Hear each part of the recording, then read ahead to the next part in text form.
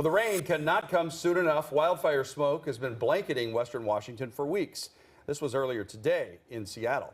And this is what it looks like outside right now in Tacoma. The smoke's so thick you can barely see the Narrows Bridge. So thanks for joining us for the news at 6. I'm David Rose. And I'm Jamie Tompkins. According to the IQAir, Seattle came in #1 for the worst air quality in the entire world for the majority of the day. And Seattle is now in the second spot, bumped by Lahore, Pakistan. Western Washington is covered in purple and red, though, on the map. And those colors represent the worst air quality.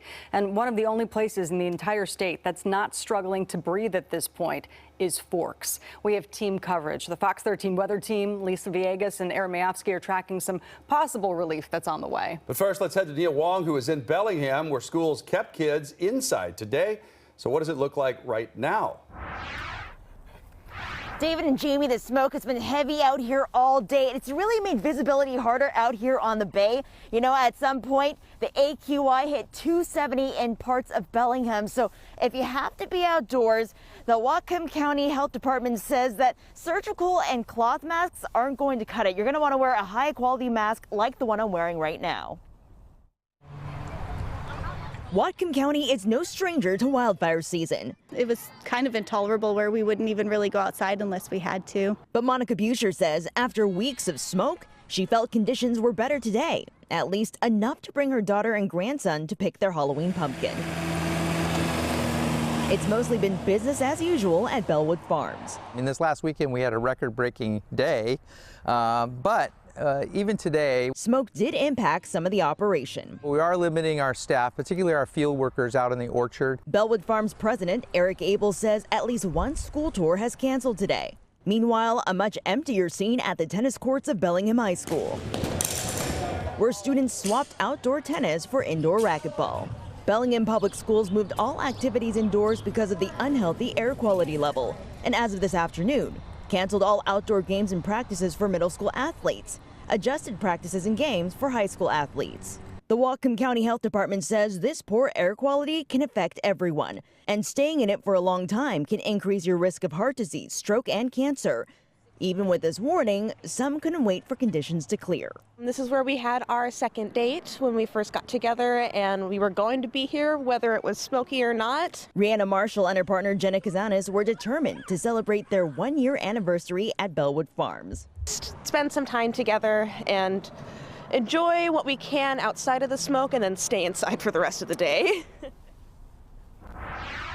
We'll be monitoring the situation out here as it changes, but we do plan on posting tools that you can use to check those smoke alerts and smoke information, and we're going to have that up for you on fox13seattle.com. For now, reporting live in Bellingham, Neil Wong, Fox 13 News. Nia, thank you. Let's go to our chief meteorologist, Lisa Villegas. And we've heard our reporters talking about this air quality alert, 270, even higher out at Mount Si earlier, over 300. What does that mean, Lisa? Those are the particulates in the air. So we're monitoring those. If they get in the 300s, for example, that means we're going to be hazardous. And in the 300s, that's where we're sitting right now for areas like Seattle. When you're even in the 200s, even I would say 100, that's just when you want to watch out in general, and that's what gives us our rankings. So we're not #1 right now, but that's where we were sitting just about an hour ago. Air quality alert still in effect from Whatcom down into Lewis County.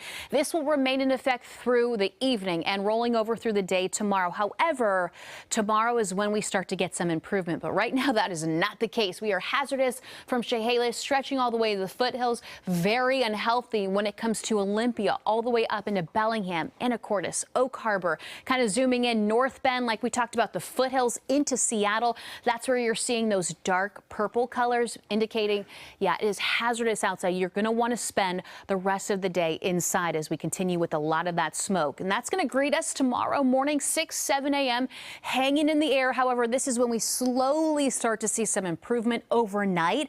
And then tomorrow afternoon on that commute home, that's when we begin to see some improvement as we get ready for a new system that is going to inch closer and closer to us, which will help increase those rain chances. In fact, Aaron, this is something we've been talking about all week long, and I think we're all ready for it. Touch on the air quality, the numbers.